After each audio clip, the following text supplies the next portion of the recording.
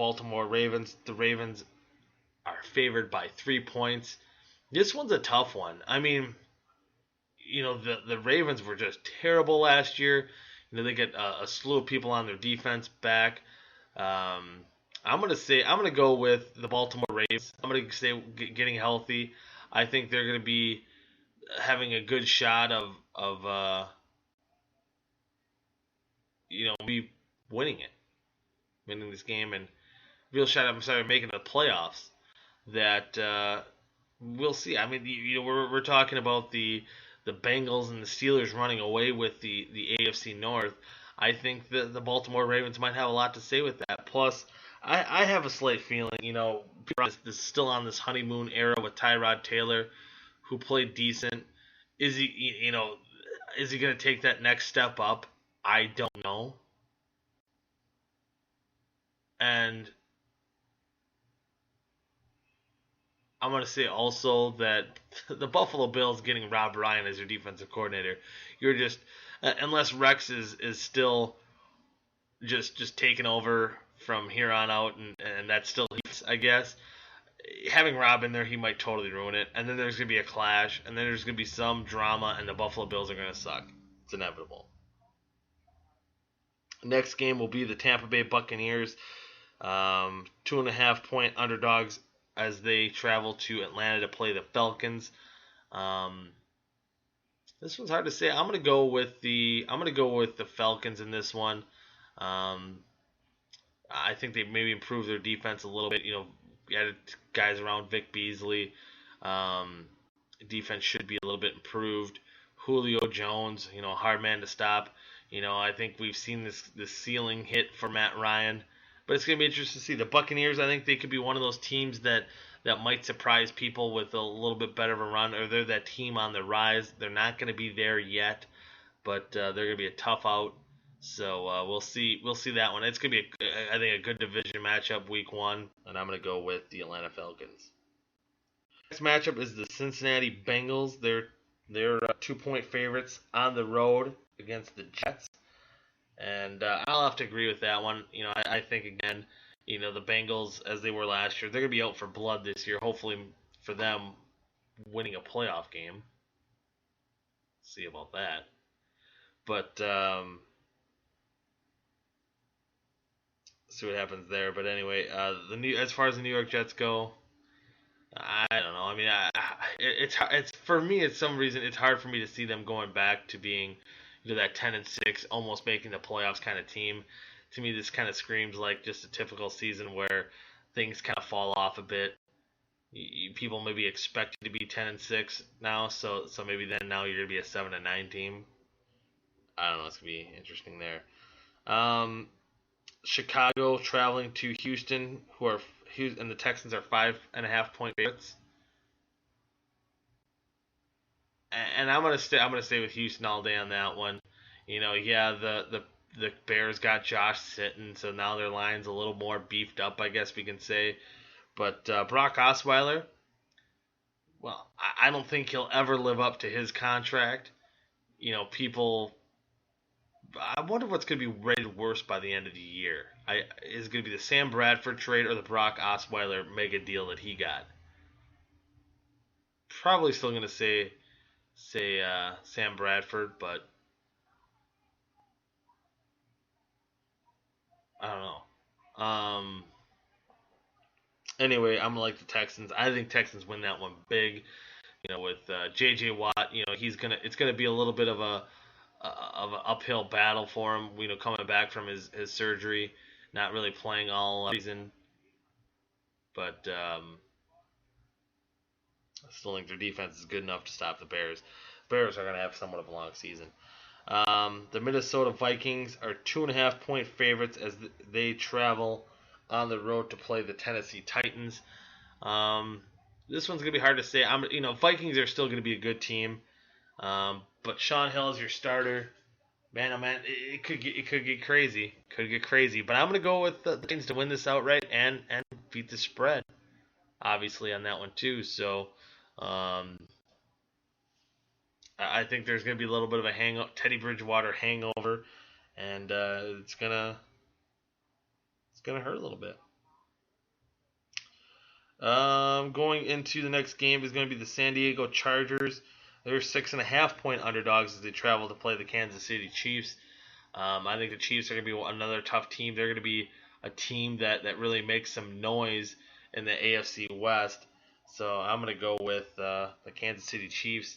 And I think the Chargers, they're just the Chargers, man. Finally, we realize who they are. There's nobody. The next game is going to be the Miami Dolphins. 10.5 point underdogs against the Seattle Seahawks. I'm going to go with the Dolphins covering the spread, but the Seahawks winning the game.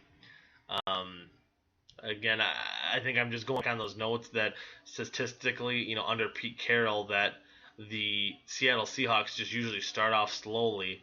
But I don't know if the Dolphins have enough to win the game, but definitely have a shot to cover that spread. Next game is going to be the New York Giants. They're 1 point underdogs against Dallas on the road here, and that's we're getting into the night games here. Right, Seahawks game was the first afternoon game. But anyway, ooh, man, I'm getting tired. Sorry about that. That game, that's gonna be kind of tough for me too.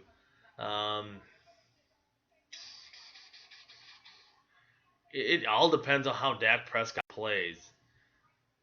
But I'm gonna go with the New York Giants in this one. I do like what Eli Manning and that offense McAdoo's done there. Defensively, it could be. I don't know what either of these defenses are going to do. To be honest, they're both could be just mediocre to just bad. So we'll see what happens there. But I'm going to go with the Giants just based on a little more experience. We get to see what Dak Prescott can do. Hopefully, it's for the Cowboy fans. It's something.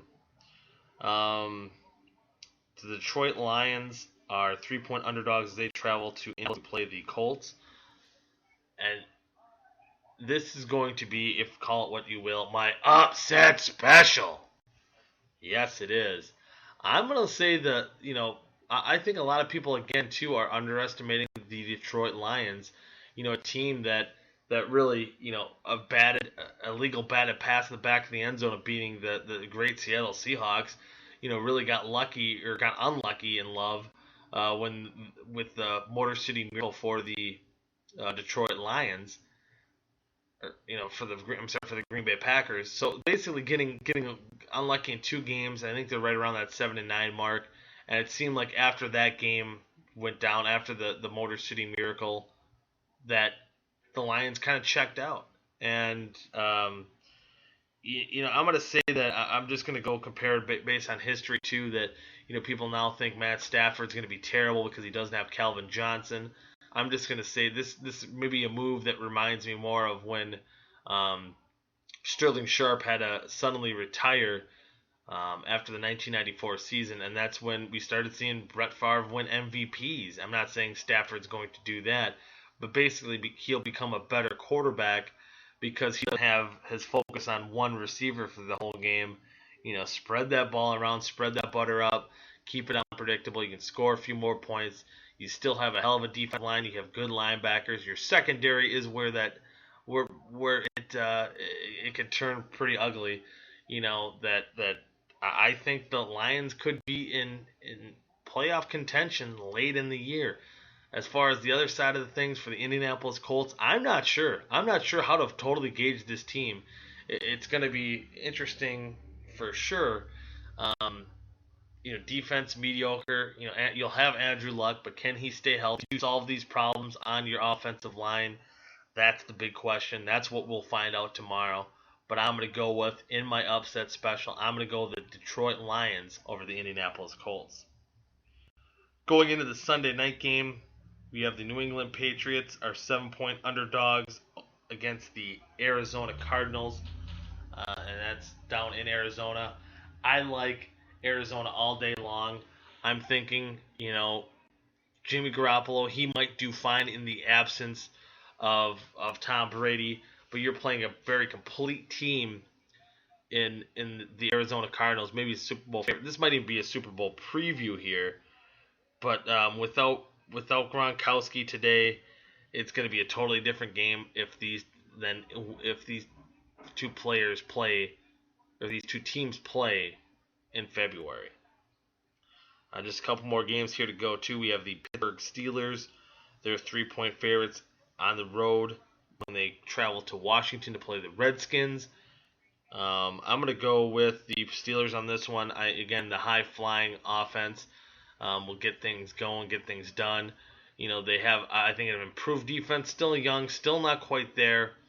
But I think the Redskins are just probably that much more mediocrity that the Steelers can get it done. And especially even without Le'Veon Bell, I still think this offense can put up points and put up points in a hurry.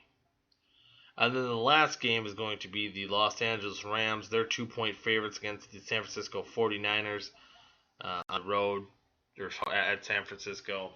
So LA Rams playing that late Monday night game, Rams and 49ers. I'm going to go with the man. Who's starting? Keenum. I'm gonna just flip a coin.